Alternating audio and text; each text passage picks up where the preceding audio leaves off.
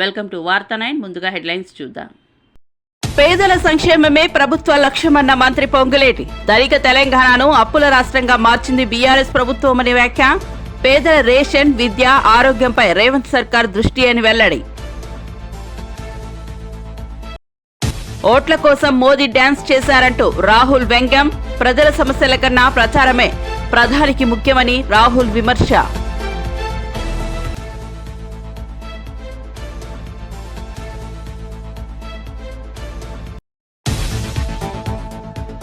తుఫాన్ బాధితులకు అండగా ఉంటామన్న మంత్రి కొల్లు రవీంద్ర. మచిలీపట్నం తీరంలో తుఫాన్ బీభత్సం. వేట నష్టపోయిన మత్స్యకారులకు 50 కిలోల బియ్యం సాయం. ప్రభుత్వం ప్రతి బాధిత కుటుంబం వెంటే ఉందన్న మంత్రి. జూబ్లీహిల్స్ అభివృద్ధి కాంగ్రెస్ తోనే సాధ్యమన్న పొన్నం ప్రభాకర్. రేవంత్ రెడ్డి నాయకత్వంలో తెలంగాణకు ప్రజాపాలన తిరిగి వచ్చిందని వెల్లడి. హస్తం గుర్తుకు ఓటు వేయాలని ప్రజలకు పిలుపునిచ్చిన మంత్రి. పేదల సంక్షేమమే కాంగ్రెస్ ప్రభుత్వ ప్రధాన లక్ష్యమని స్పష్టం. ఇక వార్త వివరాల్లోకి వెళ్తే మంత్రి పొంగులేటి శ్రీనివాసరెడ్డి మాజీ పాలకులపై విరుచుకుపడ్డారు. గత పాలకులు ధనిక తెలంగాణను అప్పుల తెలంగాణగా మార్చారని, 10 సంవత్సరాలు అధికారంలో ఉన్న పేదలకు ఇల్లు ఇవ్వలేకపోయారని విమర్శించారు. ఇప్పుడు సీఎం రేవంత్ రెడ్డి నాయకత్వంలోని ఇందిరమ్మ ప్రభుత్వం అర్హులైన ప్రతి ఒక్కరికి ఇల్లు నిర్మిస్తుందని తెలిపారు. పేదల సంక్షేమం కోసం ప్రభుత్వం అనేక పథకాలను ప్రారంభించిందని పేర్కొన్నారు.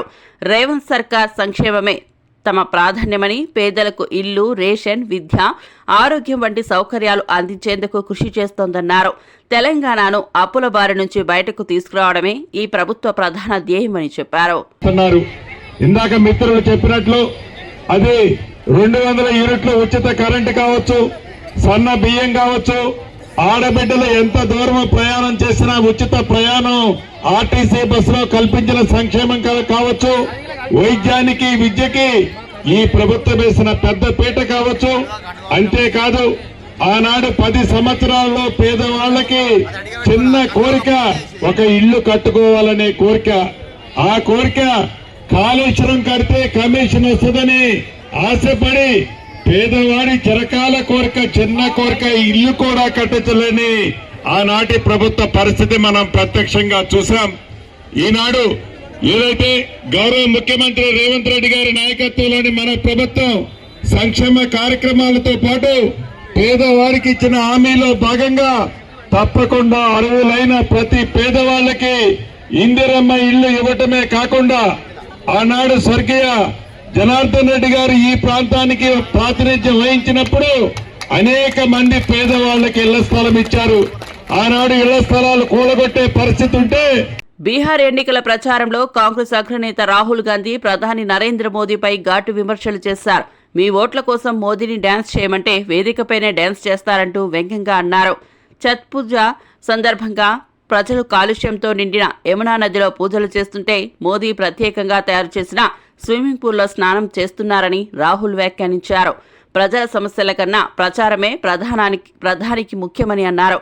బీహార్ ప్రజలు మోసపోవద్దని, కేంద్ర పాలనలో ఉన్న అసమానతలను గమనించాలని పిలుపునిచ్చారు. अगर आप कहोगे नरेंद्र मोदी जी आप ऐसा ड्रामा करो वोट के लिए, वो कर देंगे. जो भी करवाना है करवा लो. मैं कह रहा हूं आप उनको कहो कि देखो भैया हम आपको वोट देंगे, आप स्टेज पे आके नाच लो. वो नाच लेंगे, नाच लेंगे. कह रहा आप कोशिश करो. मोदी जी आइए, स्टेज पे आइए, भाषण मत दीजिए, डांस कर दीजिए, हम आपको वोट देंगे, देखना कर देंगे. जो भी करवाना है करवा लो चुनाव से पहले. जो भी करवाना है चुनाव से पहले करवा लो. चुनाव के बाद नरेंद्र मोदी नहीं दिखाई देंगे. चुनाव के बाद नरेंद्र मोदी जी अंबानी जी की शादी में दिखाई देंगे, सूट बूट वालों के साथ दिखाई देंगे, किसानों के साथ, मजदूरों के साथ नहीं दिखाई देंगे. इसीलिए वो आपकी वोट चोरी में लगे हुए हैं, क्योंकि वो चाहते हैं कि भैया ये भी बीमारी खत्म कर दो, इलेक्शन वाली बीमारी. मैं आपको बता रहा हूं, महाराष्ट्र में इन्होंने चुनाव चोरी किया है, हरियाणा में इन्होंने चुनाव चोरी किया है। और ये बिहार में पूरी कोशिश करेंगे, मैं बता रहा हूं आपको, पूरी कोशिश करेंगे कि बिहार में बिहार की आवाज की सरकार ना बने। ये लगे हुए हैं, एसआईआर का यही मतलब है। तो आपको पूरा दम लगाकर, बिहार के युवाओं को पूरा दम लगाकर हर व्यक्ति को बाहर निकालकर वोट डालना है महागठबंधन के लिए।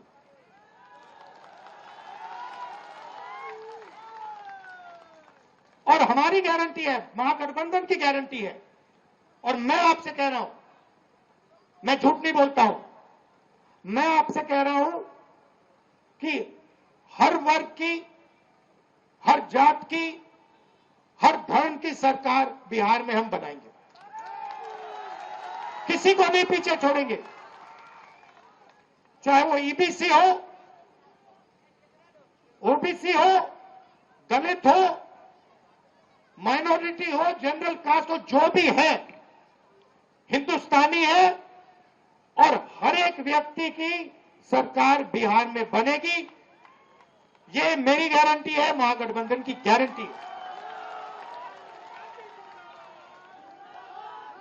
शिक्षा पर हमारी फोकस होगी, हमारा फोकस होगा और हमारी कोशिश होगी कि 5 साल के अंदर हिंदुस्तान की सबसे अच्छी यूनिवर्सिटी आपको बिहार में। మచిలీపట్నం తీర ప్రాంతాల్లో మొంతా తుఫాన్ తీవ్ర ప్రభావం చూపింది. విద్యుత్ సరఫరా నిలిచిపోయిన 24 గంటల్లో వ్యవస్థను పునరుద్ధరించిన సిబ్బందిని మంత్రి కొల్లు రవీంద్ర అభినందించారు. గాలులు గంటకు 90 కిలోమీటర్ల వేగంతో వీచినా అధికారులు అప్రమత్తంగా పనిచేశారని తెలిపారు. తుఫాన్ ప్రభావిత ప్రాంతాలను పర్యటించి ప్రజలతో మాట్లాడిన ఆయన వేట నిషేధం కారణంగా నష్టపోయిన మత్స్యకారులకు 50 కిలోల బియ్యం అందజేస్తామని అన్నారు. ప్రతి బాధిత కుటుంబానికి ప్రభుత్వం అండగా ఉంటుందని, ఎవరూ ఆందోళన చెందవద్దని హామీ ఇచ్చారు. ప్రజల రక్షణ కోసం ప్రభుత్వం నిరంతరం కృషి చేస్తుందని పేర్కొన్నారు. అవును, చేస్తున్నారు. బాగున్నారు అంతా.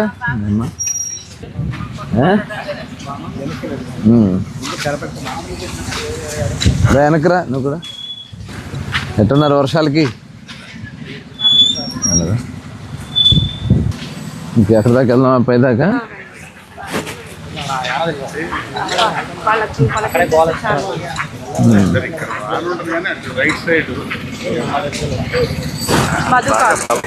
కారు రమ్మని చెప్పండి.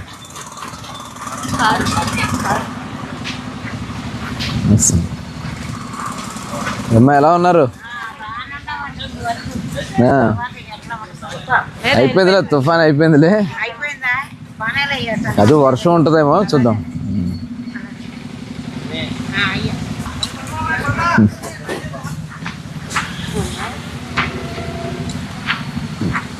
తుఫాను నిన్న రాత్రి తీరం దాటిన తర్వాత, ఆ తీరం దాటే సమయంలో మధ్యాహ్నం సుమారుగా 3:30-4 గంటల దగ్గర నుంచి విపరీతమైనటువంటి గాలులు,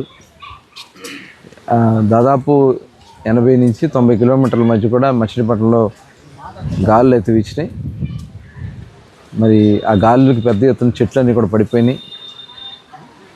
గౌరవ ముఖ్యమంత్రి చంద్రబాబు నాయుడు గారు కూడా నిన్నటి నుంచి కంటిన్యూస్గా మానిటర్ చేస్తూ, ఎప్పటికప్పుడు టెలికాన్ఫరెన్స్లో రివ్యూ చేస్తూ పరిస్థితులన్నీ కూడా వారు అందరినీ అప్రమత్తం చేయడం జరిగింది. మరి ఈ నిన్న ఉన్నటువంటి గాలికి పడిపోయినటువంటి చెట్లన్నీ కూడా క్లియర్ చేస్తున్నారు. పవర్ అయితే నిన్న మధ్యాహ్నం 3 గంటల దగ్గర నుంచి పవర్ అంతా కూడా ఆపేయడం జరిగింది. దానివల్ల చాలా వరకు ప్రాణ నష్టం ఎక్కడ కూడా జరగలే.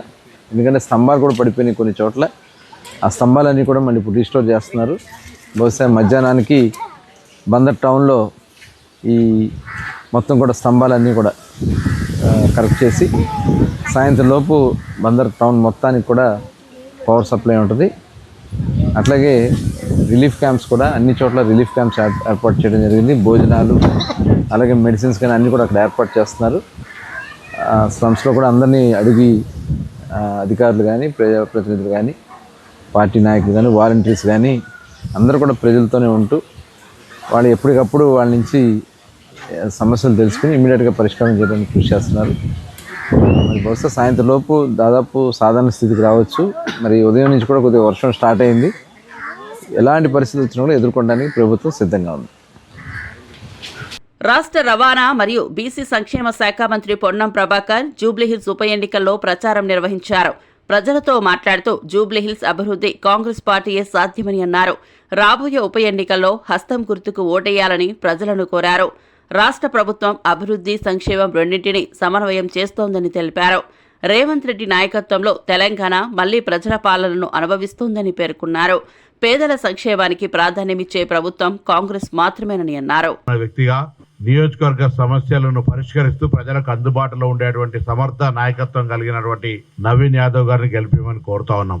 నవీన్ యాదవ్ గారి వెంట తెలంగాణ యావత్ క్యాబినెట్ తో సహా గౌరవ ముఖ్యమంత్రి, కాంగ్రెస్ పార్టీ అంతా ఉండి జూబ్లీహిల్స్ ఉప ఎన్నికల సందర్భంగా మేము ప్రజలకు ఇస్తున్నటువంటి మాటతో పాటుగా హైదరాబాద్ అభివృద్ధిలో అంతర్భాగంగా జూబ్లీహిల్స్ ను ప్రత్యేక ప్రాధాన్యత ఇచ్చి అభివృద్ధి చేస్తామనేటువంటి మాట కూడా ఈ సందర్భంగా మనవి చేస్తా ఉన్నాం. గత 10 సంవత్సరాలుగా అక్కడ టీఆర్ఎస్ శాసనసభ్యుడు ప్రాతినిధ్యం వహించినప్పటికీ ఆ నియోజకవర్గంలో పర్యటించే సందర్భంగా చూస్తే అధికార పార్టీ శాసనసభ్యుడిగా ఉన్న ఈ నియోజకవర్గం ఇంత నిర్లక్ష్యానికి గురైందా? గతంలో మేము అధికారంలో ఉన్నప్పుడు చేసిన పనులు తప్ప త్రాగునీటికి సంబంధించి గాని, డ్రైనేజ్ సిస్టమ్ మీద కావచ్చు, ఇతరత్ర ఎక్కడ కూడా సింగిల్ పని జరగలేదనేటువంటి అంశాన్ని గమనిస్తే చాలా బాధ కలుగుతా ఉంది. అందుకే కంటోన్మెంట్ ఉప ఎన్నికల మాదిరిగా అక్కడి ప్రజలు ఏ విధంగానైతే అధికారంలో ఉన్నటువంటి రాష్ట్ర ప్రభుత్వ ప్రతినిధిగా గణేష్ గారిని గెలిపించుకున్నారో, ఇప్పుడు కూడా జూబ్లీహిల్స్ ఎన్నికల్లో అధికార పార్టీకి సంబంధించినటువంటి నవీన్ యాదవ్ గారిని గెలిపించుకోవడం ద్వారా ఈ నియోజకవర్గాన్ని కూడా అభివృద్ధి చేయాలనే ఆలోచనతో జూబ్లీహిల్స్ ప్రజలు ఉన్నారు. అదేవిధంగా రాష్ట్ర వ్యాప్తంగా మాటలకే పరిమితమైన డబుల్ బెడ్రూమ్ కూడా జూబ్లీహిల్స్లో ఒక్కటి కూడా ఇవ్వలే. మేము ఈ సందర్భంగా టీఆర్ఎస్ పార్టీకి ఛాలెంజ్ చేశాం. మేము డబుల్ బెడ్రూమ్ ఇండ్లు ఇస్తే అక్కడ ఓట్లు కూడా అడగమని. జూబ్లీహిల్స్లో ఒక్క డబుల్ బెడ్రూమ్ కూడా ఇవ్వలే, ఒక్క రేషన్ కార్డు ఇవ్వలే. అదేవిధంగా ఆ ప్రాంత ప్రజల సమస్యలు పట్టించుకోలేదు. అటువంటి సందర్భంలో కాంగ్రెస్ పార్టీగా మేము అధికారంలోకి వచ్చిన తర్వాత గ్రామీణ ప్రాంతాల్లో అందరికీ నియోజకవర్గానికి 3,500 ఇళ్లలో భాగంగా జూబ్లీహిల్స్లో కూడా ఇందిరమ్మ ఇల్లు ఇచ్చే కార్యక్రమాన్ని కొనసాగిస్తాం. ఇప్పటికే గౌరవ గృహ నిర్మాణ శాఖ మంత్రి గారు 1+1 కట్టుకోవడానికి కూడా హైదరాబాద్. జూబ్లీహిల్స్ ఉప ఎన్నికల ప్రచారంలో మాజీ ఎమ్మెల్యే బాల్క సుమన్ కాంగ్రెస్ పై తీవ్ర విమర్శలు చేశారు. భర్తను కోల్పోయిన ఆడబిడ్డపై కౌరవ ముఠాలా దాడి చేసిన కాంగ్రెస్ ను ప్రజలు చిత్తు చేయాలని పిలుపునిచ్చారు. రేవంత్ రెడ్డికి గట్టి బుద్ధి చెప్పే సమయం వచ్చిందని అన్నారు.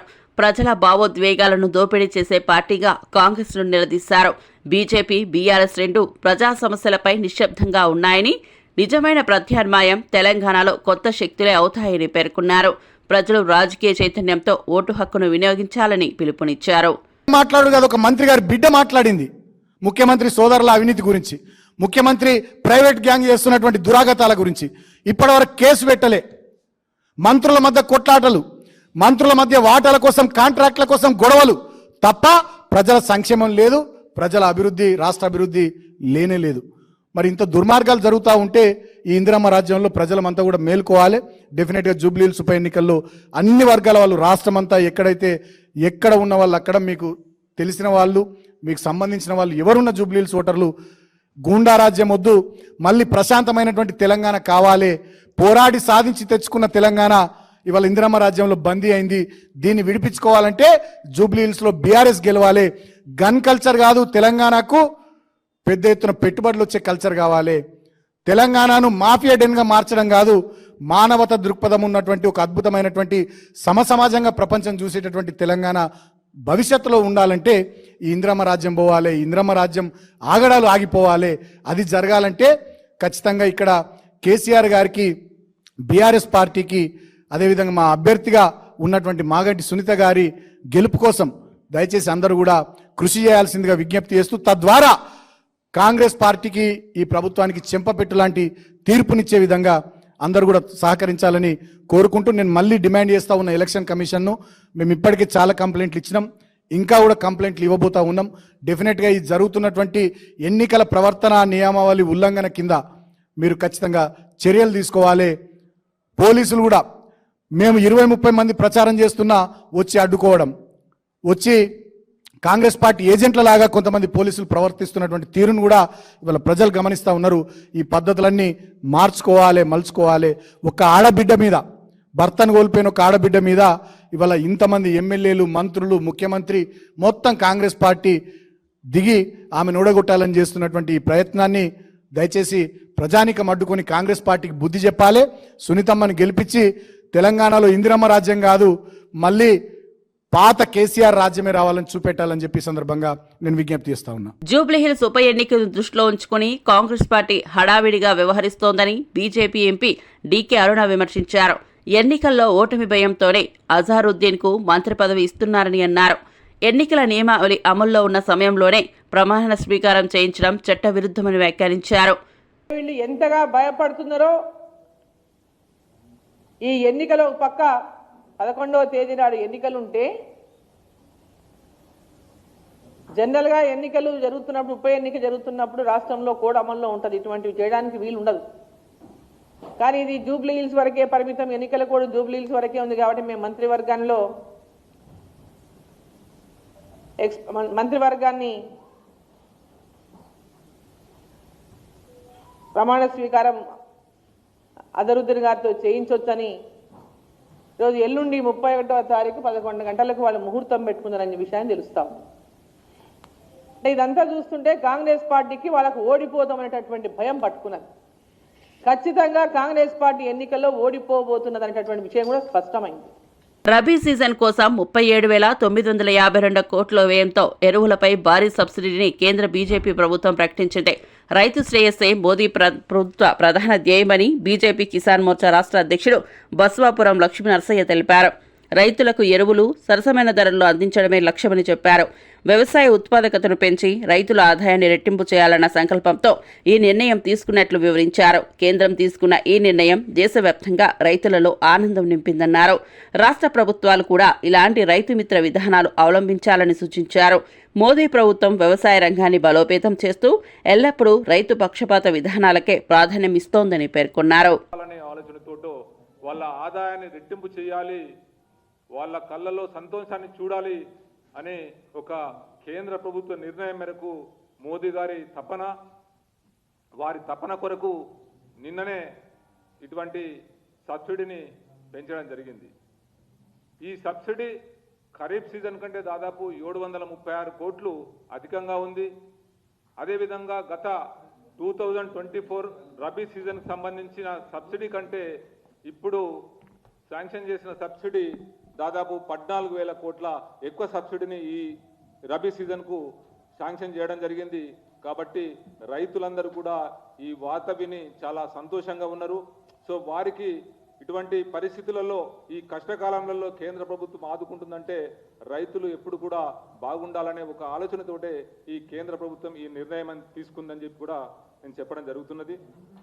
ముఖ్యంగా ఈ తెలంగాణ ప్రభుత్వం మట్టుకు తెలంగాణ ప్రభుత్వం ఉన్న కాంగ్రెస్ ప్రభుత్వము పూర్తి స్థాయిలో రైతులకు వ్యతిరేకంగా పనిచేయడం జరుగుతున్నది.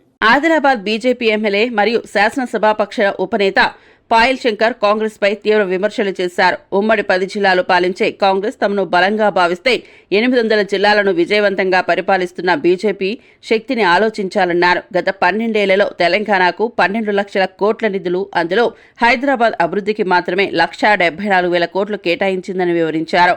ప్రధాని మోదీ నేతృత్వంలోని కేంద్ర ప్రభుత్వం తెలంగాణ అభివృద్ధికి విశేష కృషి చేసిందని చెప్పారు. బీజేపీని విమర్శించడం, కిషన్ రెడ్డి వంటి నాయకులపై వ్యక్తిగత వ్యాఖ్యలు చేయడం హాస్యాస్పదమని అన్నారు. తెలంగాణ ప్రజలు మోదీ ఇచ్చిన సహకారాన్ని గుర్తుంచుకుంటారని పాయల్ శంకర్ పేర్కొన్నారు. చెప్పడానికి మేము సిద్ధంగా ఉన్నాం. నిన్న మొన్ననే సర్వేలు చేపించుకున్నారు, బయటపడ్డది మొత్తం. రోజు రోజుకు కాంగ్రెస్ పార్టీ గ్రాఫ్ పడిపోతున్నది. ఇక అయిపోయింది పని అనిపోయి ఇప్పుడు భారతీయ జనతా పార్టీ మీద, భారతీయ జనతా పార్టీ నాయకుల మీద మాట్లాడేటువంటి ప్రయత్నం చేస్తున్నారు. తెలియలేదా మీకు మొన్న జరిగినటువంటి ఎమ్మెల్సీ ఎన్నికల్లో ఏం జరిగింది? ఈ రాష్ట్రంలో 3 ఎమ్మెల్సీ ఎన్నికలు పోటీ జరిగితే 2 ఎమ్మెల్సీ ఎన్నికలు భారతీయ జనతా పార్టీ గెలిచింది. వాటి నుంచే ఇంకా మీరు బయటపడలేదు. రేపు జూబ్లీ హిల్స్లో కూడా మీకు అదే రకమైనటువంటి పరాభావం జరగబోతా ఉన్నది. భారతీయ జనతా పార్టీ గురించి మాట్లాడేటప్పుడు భారతీయ జనతా పార్టీ శక్తి మీకు తెలియనట్టున్నది. ఉమ్మడి పాత ఉన్నటువంటి 10 జిల్లాల్ని పరిపాలిస్తున్నటువంటి కాంగ్రెస్ పార్టీ మీకే ఇంత బలం ఉంటే 800 జిల్లాల్ని పరిపాలిస్తున్నటువంటి దేశంలో ఈ భారతీయ జనతా పార్టీకి ఎంత బలం ఉన్నదో ఇంటింటికి వెళ్ళినప్పుడు ఈ రోజు మాట్లాడుతూ ఉన్నారు. హిందువులంతా కూడా హిందువుల గుళ్ళు గోపురాలు కూల్చేసిన, హిందువుల మనోభావాలు దెబ్బతిన్నా ఈ జిల్లా మంత్రిగా నువ్వు హిందువుల మనోభావాలు దెబ్బతింటే కనీసం మాట్లాడవా? ఈరోజు జూబ్లీ హిల్స్ ఎన్నికల ఓట్ల కొరకే హిందువుల మనోభావాలను గౌరవించరు. హిందువుల ఆలయాలకు ఈరోజు దేవాలయాలు కూల్చేసినా కూడా కనీసం మాట్లాడేటటువంటి పరిస్థితి లేదు. ఈరోజు కేవలం ఎంఐఎం మద్దతిస్తున్నదన్న ఒక మాటతోనే ఈ రకమైనటువంటి అహంకారం మీకు వచ్చింది కదా. రేపు ఇదే జూబ్లీ హిల్స్లో హిందువులంతా కూడా మీకు కర్రు కాల్చి వాత పెట్టడానికి సిద్ధంగా ఉన్నారు. ఒక్కరికి 2 సార్లు భారతీయ జనతా పార్టీ మీద కానీ అదేవిధంగా కేంద్ర మంత్రి కిషన్ రెడ్డి గారి మీద కానీ మాట్లాడేటప్పుడు 1కి 2 సార్లు ఆలోచించాలా. భారతీయ జనతా పార్టీకి 25,000 ఓట్లు వస్తాయని మాట్లాడతాం. బీజేపీకి వారసత్వ రాజకీయాలు అసలు నచ్చవని, ప్రజాస్వామ్యాన్ని బలహీనపరిచే కుటుంబ పాలనను పార్టీ పూర్తిగా వ్యతిరేకిస్తోందని కేంద్ర హోంశాఖ మంత్రి అమిత్ షా స్పష్టం చేశారు. బీహార్ ఎన్నికల ప్రచారంలో మాట్లాడుతూ తేజస్వీ యాదవ్ను సీఎం చేయాలని, రాహుల్ను ప్రధాని చేయాలని సోనియాగాంధీ ప్రయత్నాలు చేస్తున్నారని విమర్శించారు. బీజేపీ మాత్రం సామాన్య ప్రజల నుంచి నాయకత్వాన్ని పెంచుతుందని, కుటుంబ ఆధారిత పార్టీలకు ప్రజలు గట్టి బుద్ధి చెప్పాలని పిలుపునిచ్చారు. ప్రజల అభ్యున్నతే తమ లక్ష్యమని, జాతి రాజకీయాలను ప్రోత్సహించే నేతలను ప్రజలు తిప్పికొట్టాలని సూచించారు. వారసత్వ రాజకీయం దేశ పురోగతికి పెద్ద అడ్డంకి అని అమిత్ షా పేర్కొన్నారు.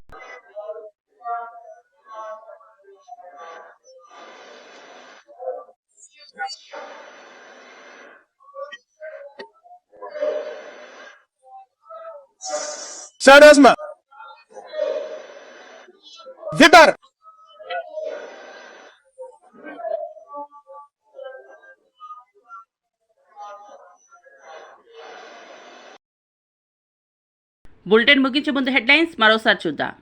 పేదల సంక్షేమమే ప్రభుత్వ లక్ష్యమన్న మంత్రి పొంగులేటి. ధనిక తెలంగాణను అప్పుల రాష్ట్రంగా మార్చింది బీఆర్ఎస్ ప్రభుత్వమని వ్యాఖ్య. పేదల రేషన్, విద్య, ఆరోగ్యంపై రేవంత్ సర్కార్ దృష్టి అని వెల్లడి. ఓట్ల కోసం మోదీ డ్యాన్స్ చేశారంటూ రాహుల్ వ్యంగ్యం. ప్రజల సమస్యల కన్నా ప్రచారమే ప్రధానికి ముఖ్యమని రాహుల్ విమర్శ.